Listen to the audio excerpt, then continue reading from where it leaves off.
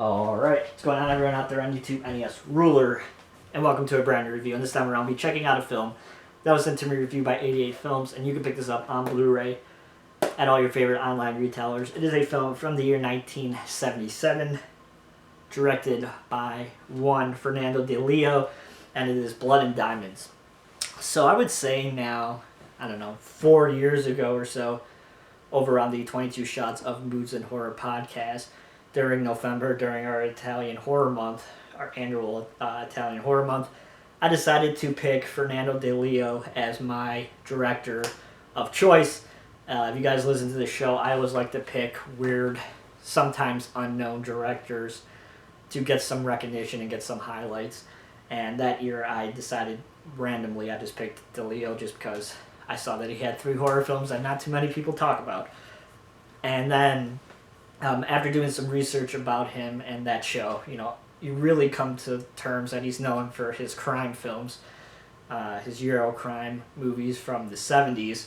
And this is one of them. This came out pretty much right after Caliber 9 in 1972, which is one of his more recognizable films, probably one of his more popular films. But this is this movie that came out 5 years after that. It's kind of like a follow-up, if you want to say, to that film.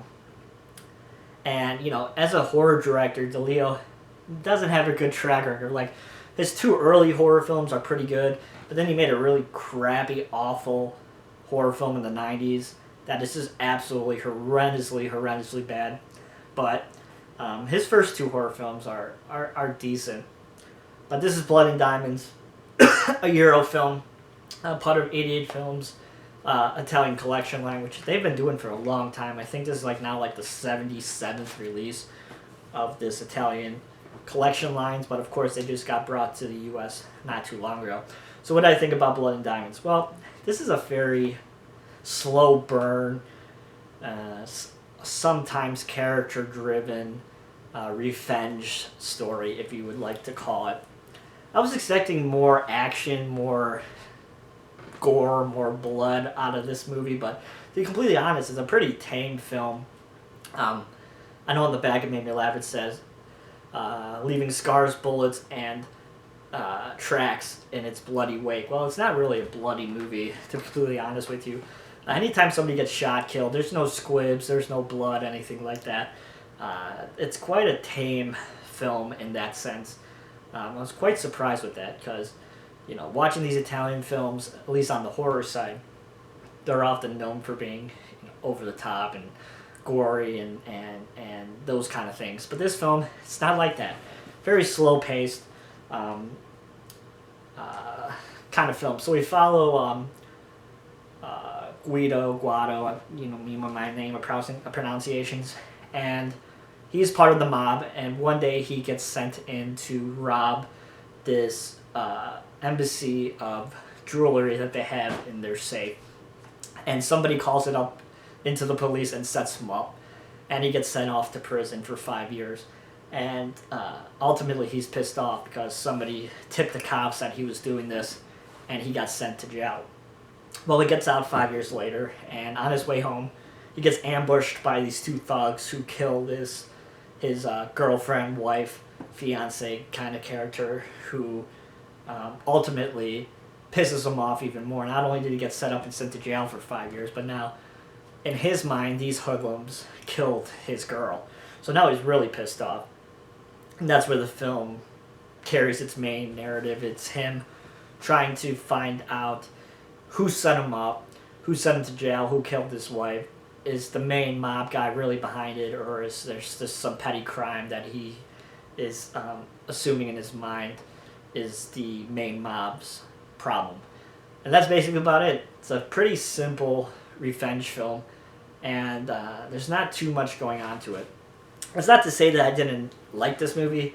I feel like it's worth a watch once. Like I said, it has a really interesting character. I think our main character is a really interesting fellow to pretty much spend the entire film with. And it plays out in a way that, at the end of the movie I was like, well, I didn't really think it was going to go that way. But it does, and if you guys have seen this movie, you guys know the ending.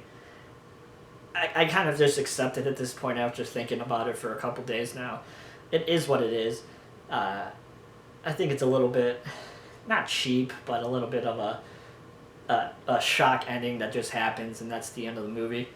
It is what it is.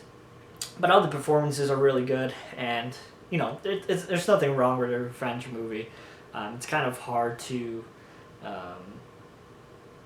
not like a revenge film, and it has some sleaziness in it, which you come to know from your crime films. But these crime films, these revenge movies, are really hard to talk about because a lot of the time there's plot points that are crucial to the narrative that you can't really talk about without getting into spoiler territory. So if you guys like Euro crime films, you're probably going to like this one. So the package from 88 Films, it's quite nice. You got your slip cover with your not your reversible cover, with your artwork that's similar to the slip cover, and then you have your reversible cover art that is the OG cover art. And then inside you get your typical poster that you get with these. You get a little lobby book, and you get the Blu-ray. So as for the transfer is quite nice. It shows National Film Grain, but it looks really good, and that was totally passable transfer. It sounds good. It has the English dub as well as the 2.0 Italian track, which of course is what I watched with English subtitles. Always watch Italian films in Italian, even though the dubs are part of the fun. As for the special features, like I said, you get the booklet, and then you have a newly translated English subtitles, I should say that, and then you have an auto commentary with an Italian genre expert, and then you have a bunch of interviews, one with DeLeo before he died, like a archival interview, and then some people who were associated with the film, and then you have like another featurette that's like a feature-length documentary about DeLeo. That's really, really interesting. I recommend you guys check that out if you guys like Italian cinema. I kind of wish I had that before we did the episode on the podcast, because it's really interesting to learn some more about him and who he was as a filmmaker and things like that. Pretty cool featurette. So overall, a really nice package once again from 88 Films. And if you guys like crime films, I recommend you check it out. So that's my review of Blood and Diamonds. If you guys like this review, please give us a thumbs up. And as always, you can follow me on Twitter, twitter.com/NESRuler22. Hope everybody's doing well, and I'll talk to you guys soon. See you guys.